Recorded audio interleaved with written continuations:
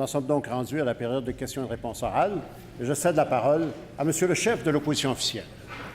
Monsieur le Président, on sait que ces dernières années, le gouvernement libéral, le Premier ministre, est devenu champion des exportations, mais pas de nos produits, l'exportation des profits et d'exportation des bons emplois. Alors, le train électrique du REM sera fabriqué en Inde. Ça, c'est 650 millions de nos dollars qu'on envoie en Inde. On sait que Rona a été vendu à des Américains. La C-Série a été donnée à des Européens. Il nous a dit, bien, au moins pour la C-Série, le siège social, l'assemblage, la fabrication vont rester à Montréal. Et pourtant, on a appris que nous allons dépenser une partie des 300 millions pour construire une usine d'assemblage en Alabama. On exporte nos emplois en Alabama. Et là, aujourd'hui, on apprend qu'en plus, une partie de l'assemblage va être faite au Kansas. Parce que lorsqu'on met à l'intérieur des avions C-Série l'ameublement intérieur, la décoration, c'est fait au Québec en ce moment. Mais des employés de Bombardier nous appellent pour dire « Oh, c'est en train d'être prévu que ça va être déplacé au Kansas », en contradiction avec les engagements qui ont été pris par le premier ministre ici. Alors, est-ce que le premier ministre est au courant? Il a juste mis 1,3 milliard là-dedans. Est-ce qu'il a été avisé de ça? Et qu'est-ce qu'il fait pour empêcher que d'autres emplois payés par les Québécois soient exportés aux États-Unis?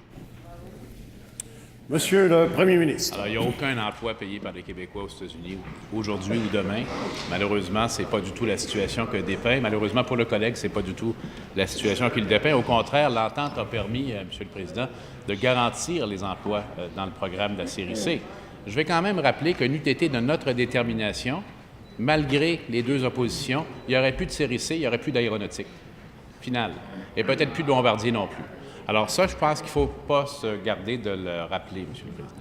Maintenant, la bonne nouvelle, suite à l'échec de la manœuvre protectionniste américaine pour contrer Bombardier, on a vu la décision du tribunal d'arbitrage américain, c'est qu'on augmente même fort probablement les activités à Mirabel, notamment pour la commande de Delta. Alors, les nouvelles, elles sont bonnes, elles sont continuelles. Maintenant, lorsqu'il parle des emplois exportés, je vais quand même lui rappeler, et je sais que ça le déçoit, qu'on avait annoncé une probabilité élevée de 250 000 emplois créés sur ce mandat en mai 2019. Nous sommes en avril 2018. On en est en 238 600, des emplois de qualité. La qualité des emplois augmente, la rémunération des emplois à temps plein. Avec des finances publiques bien gérées, ça rétablit la confiance et ça ouvre des horizons de croissance pour le Québec qu'on n'a pas vus depuis longtemps. Première complémentaire, Monsieur le chef de l'opposition. Obligé de constater que même s'il a mis 1,3 milliard de notre argent là-dedans, il n'a pas été mis au courant que la fabrication interne qui est faite par Zodiac, ici, au Québec, pour mettre dans l'avion de la série C, la Bombardier est en train de prévoir de l'envoyer au Kansas. Il n'est pas au courant de ça. Alors, je lui dis, parce que nous, des employés de Bombardier nous appellent pour nous dire que c'est dangereux, puis ils pensent que c'est en train de se préparer. Alors maintenant qu'il est au courant, est-ce qu'il va appeler Bombardier et dire, nous, on possède 19 % de ça, puis il n'est pas question qu'il... Monsieur le Premier ministre. C'est très ironique, Monsieur le Président. Je suppose qu'au moment où on avait ces débats ici, que les employés de Bombardier, peut-être qu'ils devaient l'appeler pour leur demander de collaborer à sauver leurs emplois. À sauver leurs emplois, ce qu'on a fait. Et maintenant, on se permet de donner des leçons sur cette question-là. Alors que si on les avait écoutés, il n'y aurait plus un seul emploi associé à la série C. C'est quand même quelque chose d'entendre ça, Monsieur le Président. C'est regrettable, mais ce n'est pas la première fois qu'on entend ce genre d'argument-là. Maintenant, l'autre chose qu'il faut dire également, et c'est ce que je disais aux Américains lorsque j'allais les voir pour essayer de combattre leur tendance protectionniste, on a vu qu'on, pas seulement nous, le gouvernement fédéral, la simple logique a eu des causes, 52 à 53 des composantes de la C-Series, la série C, sont obtenues des États-Unis. C'est d'ailleurs l'argument principal qu'on donnait aux Américains pour ne pas aller dans la direction qu'ils... Deuxième complémentaire, Monsieur le chef de l'opposition. Non seulement il n'est pas au courant, mais il nous éloigne de la vérité. Il a dit tout à l'heure, pas un seul emploi aux États-Unis est financé par le Québec. Bien, la C-Série a réalisé sa chaîne de montage en Alabama avec notre argent, 300 millions, on a 19 % là-dedans pour faire cette ligne de montage.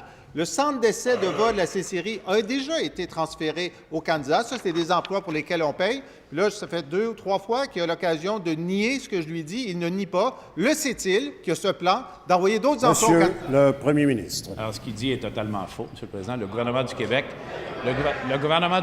Monsieur le Président, le Le gouvernement du Québec est notre parti politique qui a été le seul à faire ce combat ici, au nom des travailleurs et de leurs familles qui nous regardent aujourd'hui, le seul à combattre pour maintenir leurs emplois, le seul à faire en sorte qu'ils persistent non seulement la série C, mais le secteur aéronautique de Montréal. C'est parce qu'on a eu cette détermination qu'on a réussi. Et notre arrangement, notre financement dans la série C visait au contraire ce qu'on a obtenu, à garantir des emplois au Québec, des bons emplois de qualité qui auraient été perdus si on avait écouté l'opposition officielle.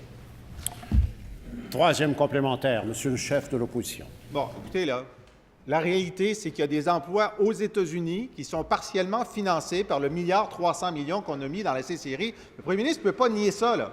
On paye pour Mobile, Alabama, on paye pour le Kansas, et là, pour la 4e fois, est-il au courant du projet d'en envoyer plus d'emplois québécois au Kansas?